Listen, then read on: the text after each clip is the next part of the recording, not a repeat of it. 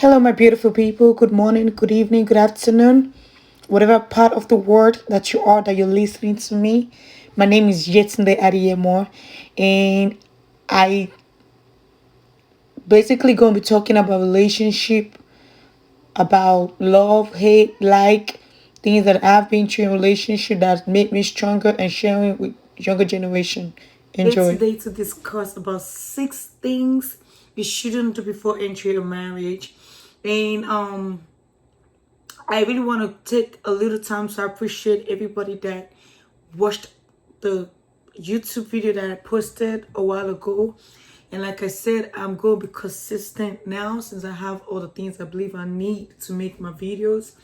And also, I just want to say thank you very much. I hope you guys learn from your little, and I actually can't wait to learn from a lot of people. You can share your experience with me. You can let me know what you've been through as well, because by the end of the day, this is just for us to be able to get to know each other more, interact more, and not make the same mistakes that other people have made. And majority of all these videos I'm going to be dropping are things that I have personally experienced, and I know people that have experienced it as well. And I believe we don't have to keep making the same mistakes. We can all learn from each other. Yep. So going back to the for the discussion for today, 6 things or signs you shouldn't ignore before entering a marriage. Like I said in my previous video, it's an okay thing to date, to get to know the person, to get to know who you're dating, to get to know the person that you want to be with. It's an okay thing, but it's not an okay thing when you do not do your analysis before you enter the marriage. It's okay to date whoever you want to date. Nothing is tying you down. Nothing, you're not attached to the person. It's okay, but as long as if you're practicing sex, it's actually very, very important to use protection, especially if you don't really plan to have a family with that person.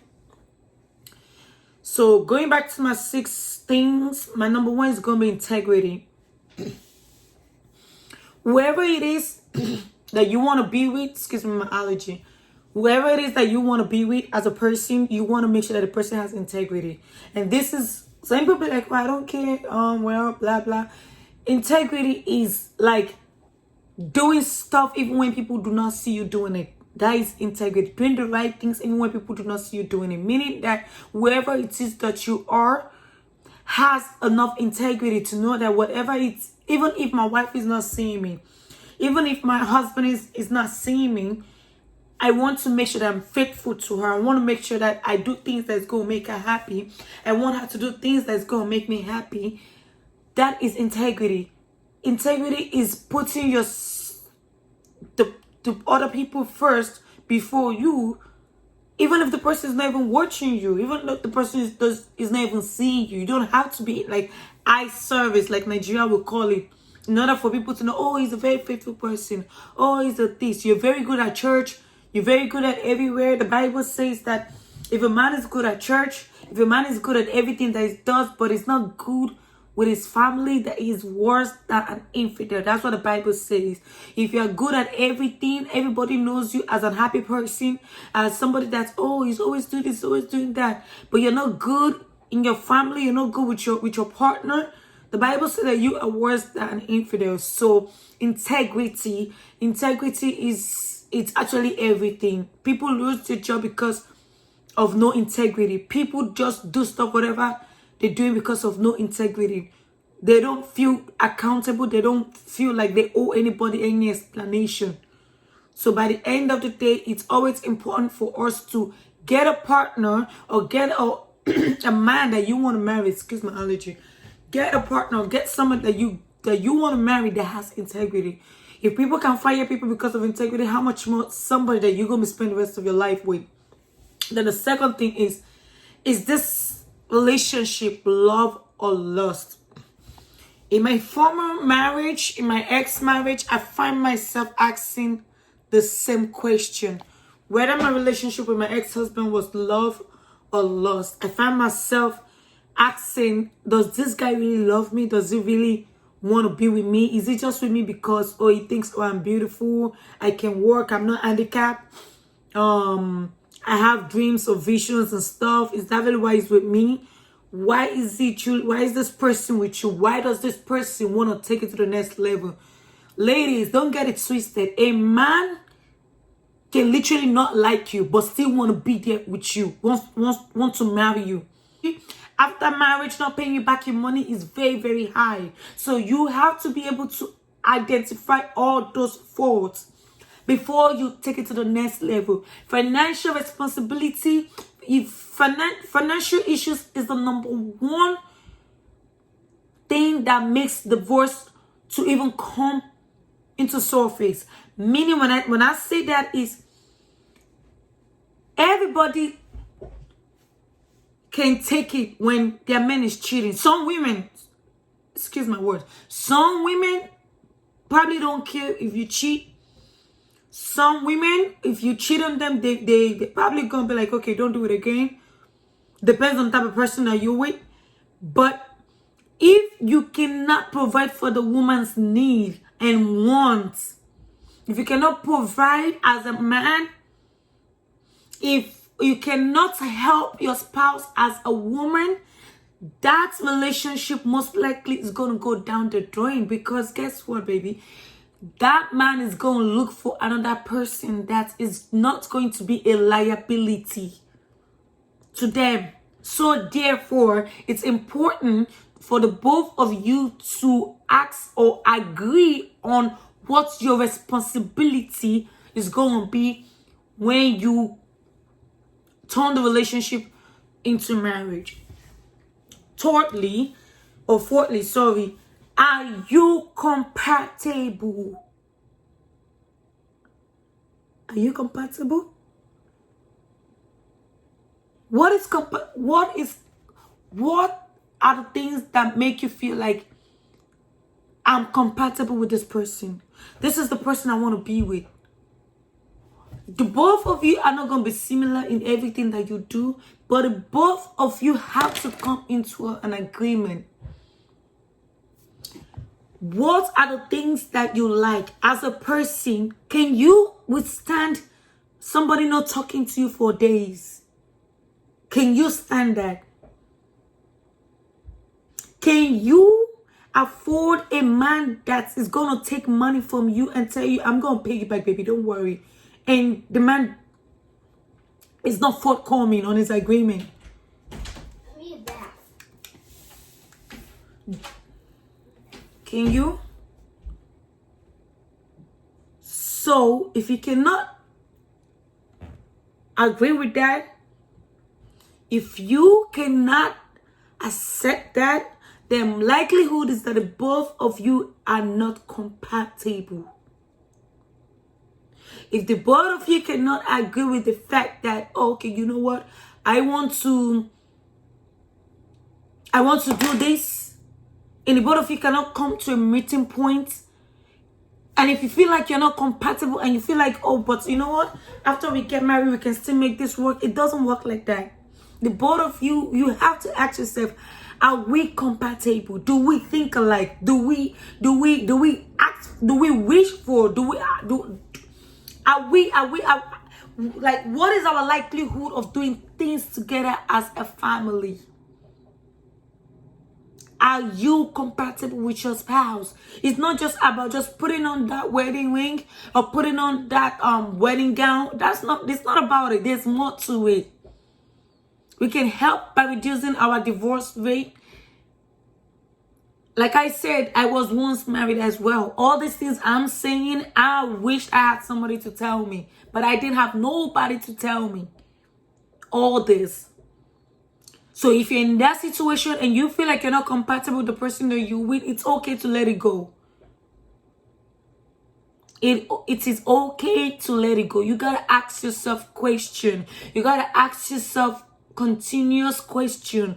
Am I compatible with this person? Am I happy? Am I fulfilled? Is this really what I want for myself? A lot of people are in a relationship or marriage and they're not even compatible. And they know they're not compatible. The person that we also know that they're not compatible. So you gotta ask yourself these questions. And number 5, I believe, or number 4 is, am I happy? So I put all my stuff on a notebook so I won't forget. Am I happy? Are you happy in a relationship that you are? Are you sure you're happy? Or do you want people to think you are happy? Happiness starts from the mind and from the heart. You don't owe nobody any explanation when it comes to your happiness. It's that person that you're with as a partner, as a father, as a mother, as a sister, as a brother. Is that person making you happy? Do you feel complete? Whenever it's around, do you feel, oh, thank God this man is here today. Thank God this woman is here today. Oh, when you know that it's about to come back from work, like making sure everywhere is clean because you don't want to talk. Is he always talking down on you? Is she always talking down on you? Does he or she do everything just to make sure that you are happy? That the both of you meet up at a certain point in your life whereby you can say, yes, I feel fulfilled. Emptiness is real. Loneliness is real. And if you're not careful, you can have a mental breakdown. Are you happy in that relationship? Do you feel complete? It's okay to ask yourself these questions. It's okay. It's okay to ask yourself these questions. Am I happy? Am I complete? Am I fulfilled? There are just 3 questions that you have to ask yourself personally. Even if you lie to your counselor, even if you lie to all your friends and tell people, oh, I'm happy. Oh, he bought me Gucci today. Oh, oh, that bag, he bought it for me. A lot of us buy all of our stuff by ourselves. And then we tell people that our husband or our partner got it for us. All because we want them to think we are happy.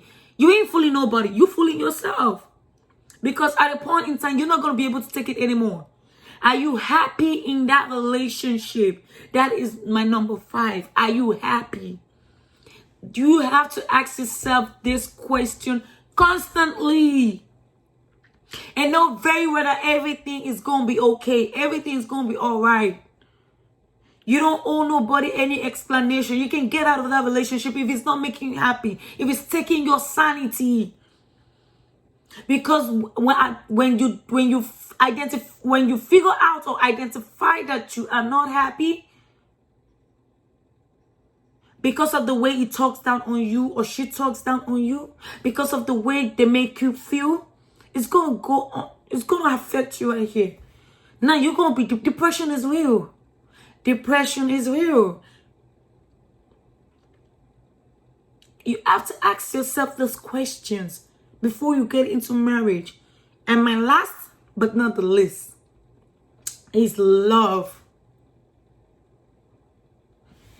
Why did I put love last among everything? It's okay to love people, but have you really figured out that a lot of people that claim that they love somebody always end up actually just being obsessed or lost over the person? All these things, all this list about financial responsibilities, are you compatible? Integrity is like, as once you figure out all this, love takes time.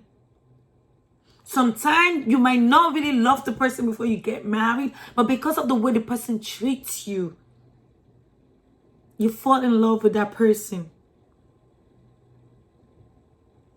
So you might actually not be in love with the person that you want to be with, most of the time we find ourselves not in love with the person that genuinely really loved us. But because we don't take our time, when we're looking at the surface, we miss it. A lot of people have missed their spouse. Like Yorubas will always say, meaning do not use your boyfriend or do not use your husband. Do not do not chase out your husband or something. Do not replace your husband with a boyfriend. That's the right word. Do not replace your husband with a boyfriend. You gotta ask yourself this question, baby. You gotta ask yourself these questions. Am I happy? Your happiness, if you're not happy, you cannot look good. If you're not happy, you cannot take care of yourself. If you're not happy, you can't even ask yourself these questions. You're going to be thinking about how to get out of that marriage. A marriage that you shouldn't have even entered in the first place.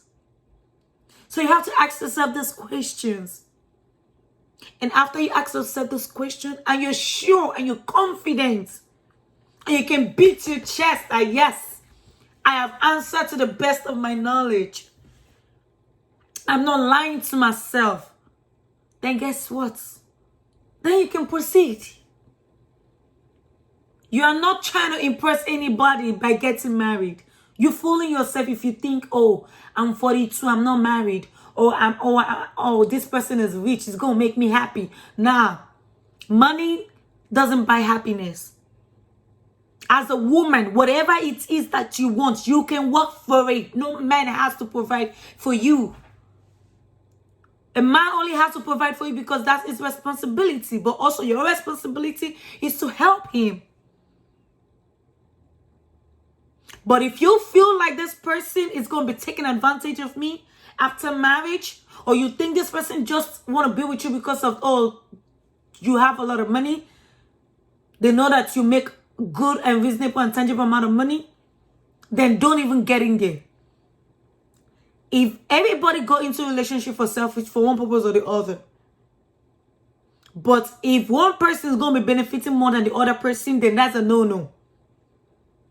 Some people get into marriage with people because they want to take advantage of that person. So if you think that is the relationship that you're in right now, get out of it. It's not worth it. So stay tuned. Please like, share, subscribe, and I will be posting another video next week, Tuesday. Have a nice day. Love you guys. And subscribe. Bye.